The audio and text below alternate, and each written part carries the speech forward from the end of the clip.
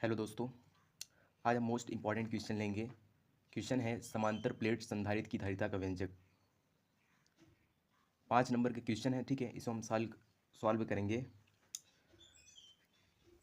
इसमें व्यंजक निकालना है। क्या निकालना है? व्यंजक। समांतर प्लेट संधारित्र की धारिता का व्यंजक निकालना है, ठीक है। तो हम इसको हल करेंगे। तो पहले माना लिखेंगे। क्या लिखेंगे? माना। माना, ठीक है। क्या लिखेंगे? माना लिखेंगे। माना एक समांतर प्लेट संधारित्र है। एक समांतर प्लेट संधारित्र है। माना एक समांतर प्लेट क्या है? संधारित्र है तथा तथा दो प्लेट P और Q हैं। दो प्लेट P और Q हैं। दो प्लेट P और Q हैं। P प्लेट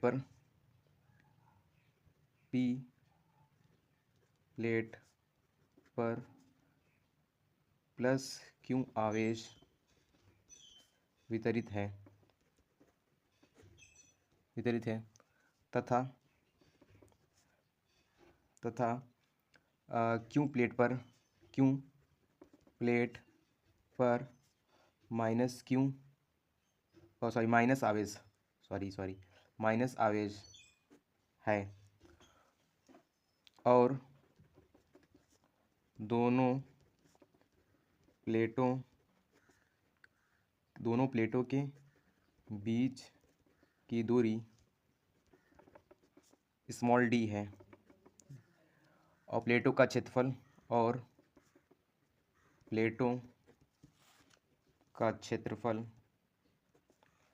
a है, कैपिटल A है, ठीक है।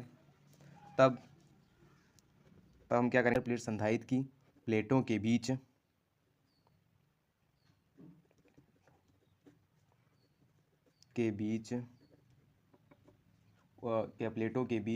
उत्पन्न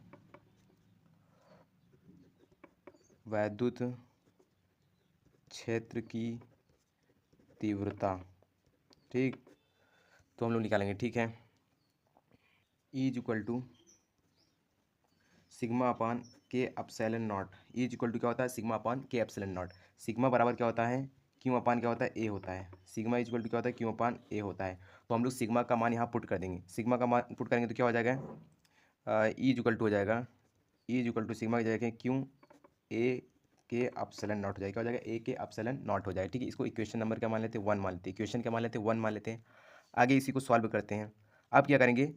समांतर प्लेटों के बीच क्या निकालेंगे? समांतर प्लेट संधारित्र के बीच क्या निकालेंगे? विभवांतर निकालेंगे। समांतर प्लेट संधारित्र की प्लेटों के बीच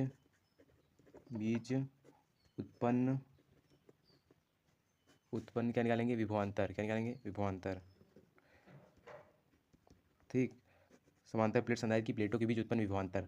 विभवांतर का V इक्वल टू क्या होता है? ई डी होता है। क्या होता है? ई डी होता है, ठीक है। और ये कहाँ से आया? हम लोग पढ़े थे। E इक्वल टू होता है V अपॉन क्या होता है? डी होता है। यहाँ से आया है, ठीक है। हम लोग पढ़े हैं, ठीक है। E इक्वल टू क्या होता है? V अपॉन डी होता है, ठीक। तो अब क्या करेंगे हम लोग? V ई का मान समीकरण 1 में रखने पर तो E बराबर करेंगे तो क्या हो जाएगा? V अपॉन क्या हो जाएगा? डी हो जाएगा। V E अपॉन क्या हो जाएगा? E इज इक्वल टू का V अपॉन का डी हो जाएगा। तो E का मान यहाँ पुट करेंगे। तो E का मान जब पुट करेंगे तो क्या हो जाएगा?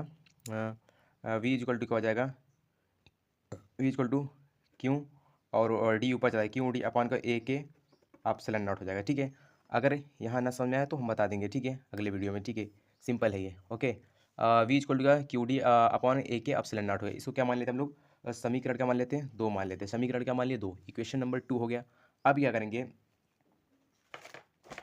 दोस्तों, इक्वेशन 2 के बाद हम लोग जानते ही हैं संधारित्र की धारिता होता है। संधारित्र की धारिता हम लोग फार्मूला पढ़े। सी इक्वल टू क्या होता है? क्यू अपान क्या होता है? वी होता है। सी इक्वल टू क्या होता है? Q upon V. तो हम लोग क्या करेंगे? यहाँ पे क्या करेंगे? समीकरण 2 का मान पुट कर देंगे। तो सी इक्वल टू करेंगे क्या हो जाएगा?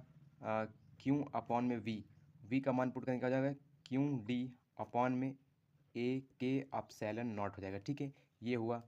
तो आगे हम लोग देखते हैं, इसके आगे करेंगे, इसके आगे देखते हैं हम लोग। ठीक है, इसके आगे क्या हो जाएगा, क्यू से क्यू क्या हो जाएगा, कैंसिल हो जाएगा। तो सी इक्वल टू हो जाएगा, सी इक्वल टू क्या हो जाएगा, ये ऊपर चला जाए तो क्या हो जाएगा, ए के अपसेलन नॉट अपान में क्या हो जाएगा, डी हो जाएगा। ये हमारा क्या होगा, फार्मूला। यही है फार्मूला समांतर प्लेट संधारित्र की धारिता का व्यंजक है। ठीक है, ये है। ठीक है, ये क्या होगा, प्रूफ हो गया, क्या हो गया, प्रूफ हो गया, सिद्ध हो गया। ठीक है, यही है। ठीक है, अगर निर्वात और वायु के लिए बोलेगा तो हम लोग कह देंगे, अगर निर्वात की बात करें, वायु की बात करें संधारित्र की धारिता के लिए, तो हम लोग क्या करेंगे, के इक्वल टू क्या रख देंगे, 1 रख देंगे, के इक्वल टू क्या रख देंगे, 1 रख देंगे। के इक्वल टू 1 रखेंगे, क्या हो जाएगा, C naught equal to A epsilon naught upon में क्या हो जाएगा, डी हो जाएगा, अपान में क्या हो जाएगा, डी हो जाएगा। ठीक है, ये होगा। ओके, थैंक यू करें। ओके, और कोई डाउट हो तो हमारे व्हाट्सअप नंबर पर शेयर करें। Okay, like and subscribe. Thank you.